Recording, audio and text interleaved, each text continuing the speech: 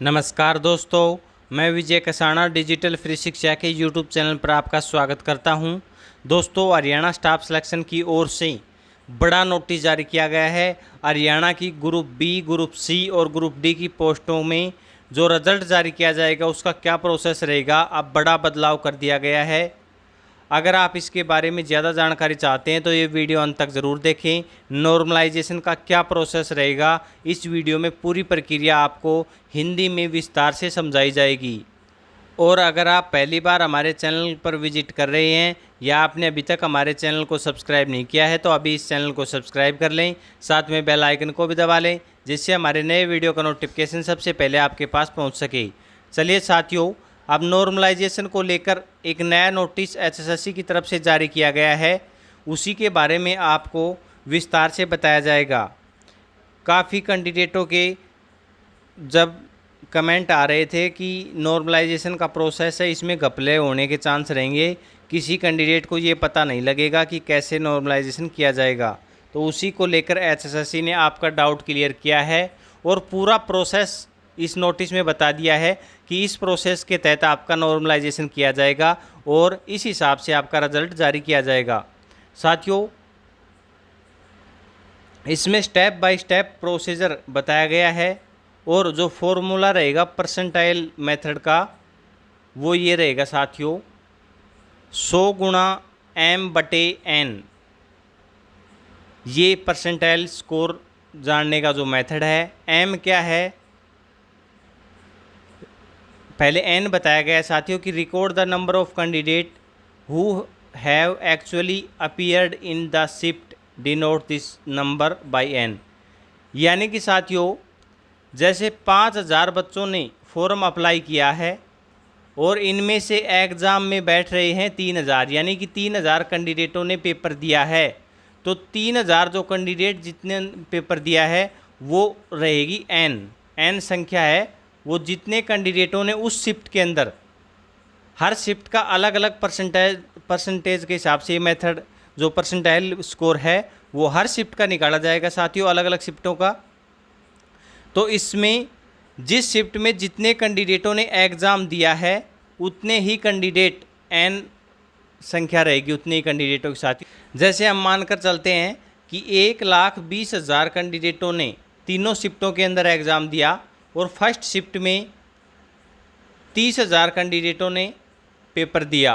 Female constable की बात कर रहे हैं हम, तो 30,000 कैंडिडेटों ने जो पेपर दिया है तो फर्स्ट शिफ्ट की जो n संख्या रहेगी साथियों, जो नीचे वाला नंबर है n बराबर 30,000 रहेगा।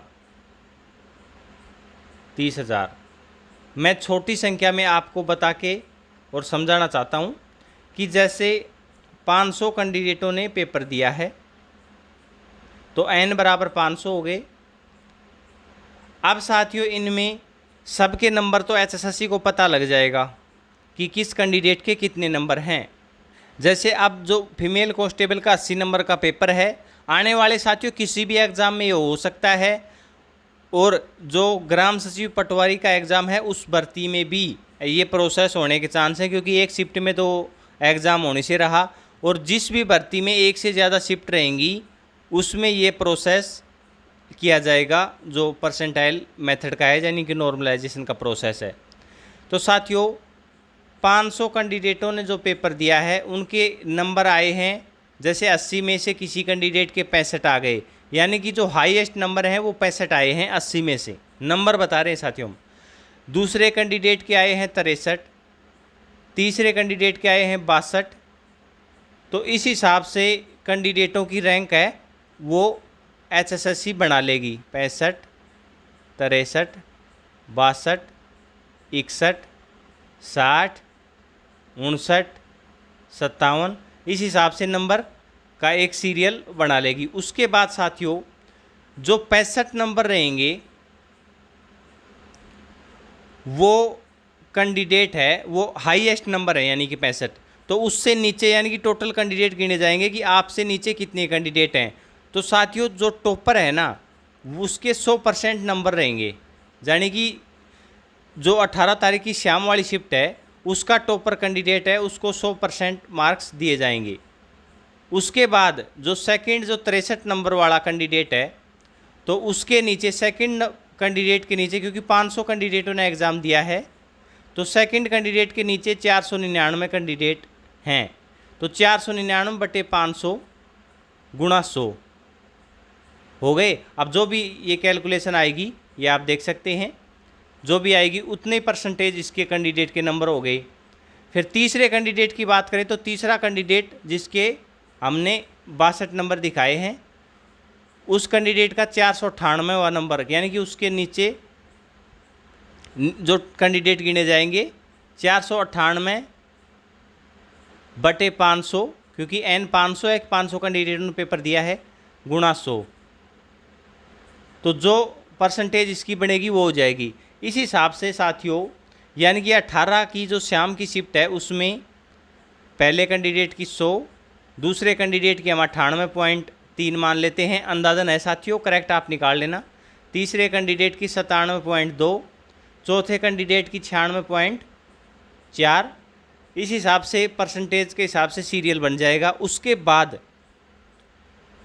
सेकंड शिफ्ट का भी ऐसे ही बनेगा। सेकंड शिफ्ट का जो टॉपर रहेगा उस हिसाब से सेकंड शिफ्ट का 100 हो गया फर्स्ट कैंडिडेट का, उसके बाद दूसरे कैंडिडेट का हो गया नंबर 99.3, फिर 98.6।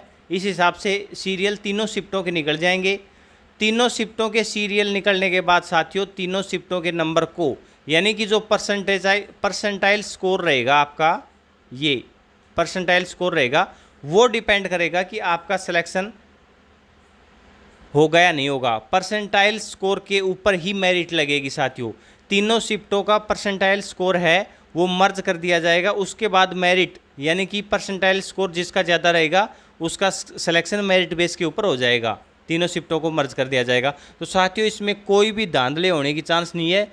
वो चक्कर नहीं है कि फर्स्ट शिफ्ट वालों के 5 नंबर बढ़ा दिए, इतना हार्ड थी तो 10 नंबर बढ़ा दिए, नहीं। शिफ्ट के हिसाब से रहेंगे, आपको अपनी शिफ्ट में बेस्ट देना होगा। यानी कि जो आप टॉपर अपनी शिफ्ट के होने चाहिए साथियों। आपको और शिफ्टों में पेपर चल रहा है, हार्ड आया, कोई मतलब नहीं है। अगर आपने आपकी शिफ्ट में अच्छा प्रदर्शन किया है तो आपका सिलेक्शन ज़रूर होगा, क्योंकि इसमें कोई भी धांधले और कोई भी शानदार नियम है साथियों। मुझे तो बहुत पसंद आया है, मेरी राय से तो हो सकता है किसी को ना भी पसंद आए। अगर आपको भी इस नियम में कोई भी कमी नज़र आ रही है तो आप कमेंट करके ज़रूर बताएं। और अगर कोई डाउट है, समझ में नहीं आया है, तो आप बताएं, आपका डाउट क्लियर किया जाएगा। कमेंट ज़रूर करें। वीडियो अच्छा लगे तो वीडियो को लाइक और ज़्यादा से ज़्यादा शेयर करें। वीडियो यहाँ तक देखने के लिए धन्यवाद। मिलते हैं नेक्स्ट वीडियो में।